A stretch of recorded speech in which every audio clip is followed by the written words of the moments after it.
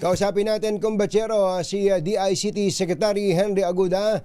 Secretary Aguda, magandang morning! Si Katunying po at saka si Ka Jerry. Magandang good morning, Katunying, Ka Jerry. At Ka Jerry, congratulations ng weekend. Ay, thank you, Sek. Aba, eto nga, tataka nga ako, pumasok agad eh. Opo, Secretary, napakalaking balita po ngayon sa buong mundo. Ang kapapatupad pa lang mula nung December 10 na ban sa sa ilang social media sa mga below 16 years old na mga Australiano. Ano ba ang monitoring ninyo dito po sa batas na ngayon po ipinatutupad na sa Australia?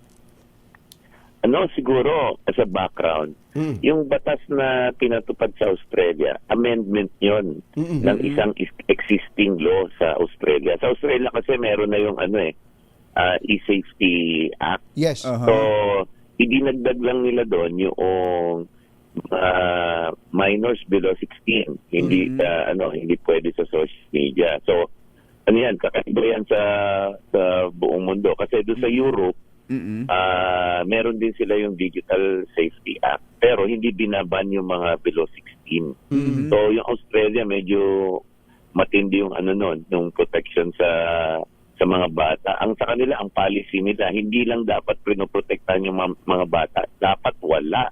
Sa below 16, wala sa social media. Yun po yung actually po medyo drastic drastic po itong action na ito ng Australian government. Pero mukhang may mga gagaya na. Ang Malaysia daw po ay magpapatupad din ng kaparehong batas, Secretary. Hindi lang Malaysia, pati EU. Si EU naman, nagre-reconsider na rin sila. Gusto na rin nilang iban yung below 16. Alam niyo kung bakit? Kasi yung dahil sa AI, ang dali ng mag-deepfake ngayon. Kukuha ka ng picture halimbawa ng bata, tapos mamomorph na. Let's say bata 14. Doon sa imomorph niya ngayon, magmumukha ng 18 o kaya 19. Tapos yun na. Hindi mo na alam anong gagawin nila sa content. Yun yung problema doon. Tapos yung child conditioning. Ayun, yun AI halimbawa, ang akala ng bata, ang kausap niya, totoong tao. Pero yun pala, AI na rin. Yes. Naghahanda na sila doon sa mga potential na mas matinding exploitation dahil sa AI. Ang ginawa po nila ay gawin nating case in point ang Australia. Ang ginawa nila dina-activate na matic yung mga social media accounts ng mga below 16. Ang tinutukoy po doon yung Instagram, Facebook, YouTube, TikTok at mga katulad nito. At kung meron pa rin makikitang umiiral o active na account ng mga below 16, ay ang parurusahan hindi po yung gumagamit o yung pumbata, kundi yung platform. At ang laki ng multa, Secretary, pwede na ba nating gayahin to sa Pilipinas? Kaya ba natin? Oo. Ganito yan, sinubukan namin yan ng walang batas. Nakipag-usap kami sa mga platform, na yan, alam niyo na yan, sinulatan pa natin sila paring Mark. Yung may-ari ng TikTok. Ang sabi nila, lahat sila ang nagsabi, SEC-based compliance kami, pero hindi namin magagawa yan hanggat hindi kayo gumagawa ng batas. So, kami naman, may mga pinopost na kami mga batas, may mga sponsor na po tayo sa Senate at saka sa Congress. Tatapusin lang daw nila yung budget this year. Tapos na yung budget, arangkada na yan sa January, ipupush na namin na priority. So may commitment po, nag-commit ang mga mambabatas natin, Secretary? Oo, nag-commit sila, pero hindi lang doon sa doon sa child safety. Yung overall E-Services Act o kaya Digital Safety Act. Kasi sa Australia at sa EU, merong organisasyon yan, may commission na binuo at nagbabantay ng mga social media platform. Ngayon po kasi yung mandato ng DICT at saka CICC, kailangan dagdagan. Kailangan lagyan ng mandato na, meron kang commissioner babantayan mo tong online platform. Tapos pag nagkaroon ng problema, yan din kasi magpapataw ng fines. And dapat yung fine, yung hindi ba yung barya-barya lang. Dapat medyo mas matindi yung fine. Oo. So, ano ito? Kailangan natin ng legislation to create another body o sa ilalim lang din ng DICT? Dalawa po yung iniisip namin. Pwede nating extend yung current mandate ng CICC, yung Criminal Investigation Coordinating Council. Okay. Or mag-create talaga ng isang focused na organization. Alam niyo, kung ako yung tinanong niyo, medyo last month, sasabihin ko, pwede na nating extend yung mandate ng CICC or DICT. Pero, nung nakita ko yung mga latest developments sa AI, sa deepfake, ay baka kailangan may focus, specialized group. Na yan lang ang binabantayan dahil sa totoo lang, ang hirap binabantayan namin ubus na kami kababantay. So parang a unit or an organization under the ICT. Oo, sana. Para coordinated ka na, privacy, telecoms, at saka yung cybercrime. Sa amin naman lahat yan So magdagdag ka na rin ng isa na i-regulate yung mga platform. Ang dami na kasi. Dapat tignan mo to, Jerry. Yung mga media broadcast company, nagpaparegister sa NTC. Bawat isa yan. Yung reach ng mga platforms, mas malalaki na Totoo. Dapat high time na i-regulate na natin yan. Tama po yan. Okay. Teka, bago mo lang ituloy yan. So sabi nyo kanina, nag-commit na ang mga senators and congressmen.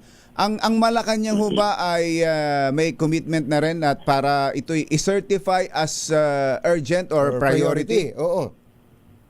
Actually, si Presidente, early this year pa lang, yan na yung inutos sa amin na maghanap ng paraan paano ititigil yung mga online harm. So, tinignan muna namin ang policy.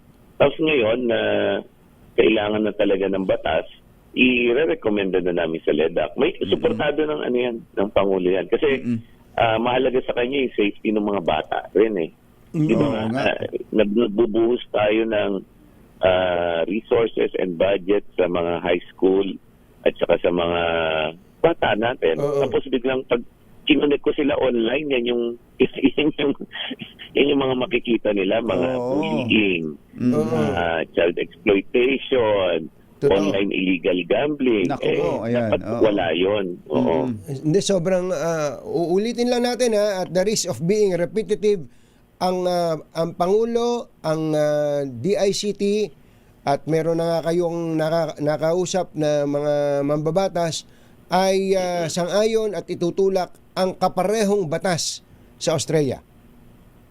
Tama. Yung pag sinabi kong kaparehong batas, hindi lang yun sa mga minors.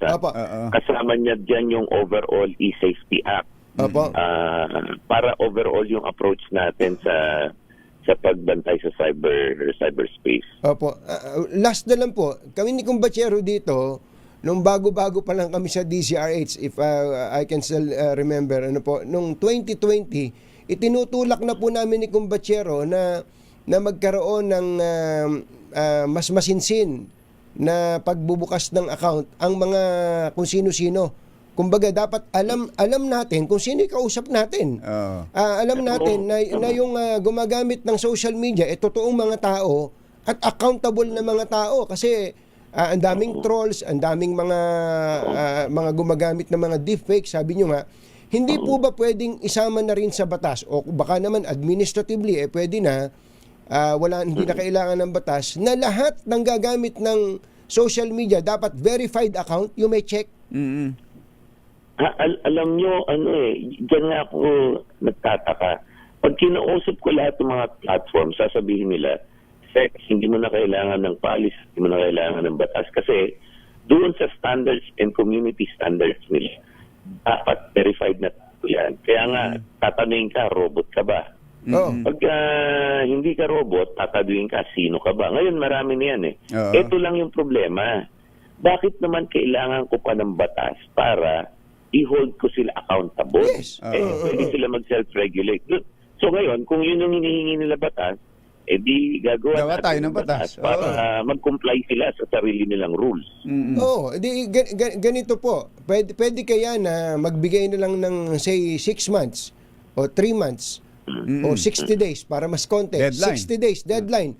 Lahat ng hindi verified account ay automatic i-dissolve, i-deactivate ng mga platforms. Actually, maganda yung suggestion mo na yan, ha? Oo. Opo.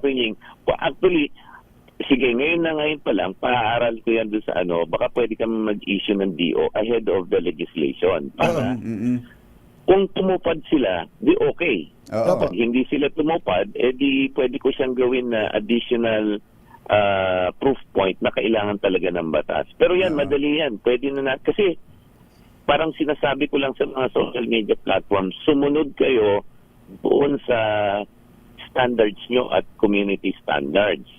At i-verify sa akin na sumunod kayo. Ayan, sige, pwede yan.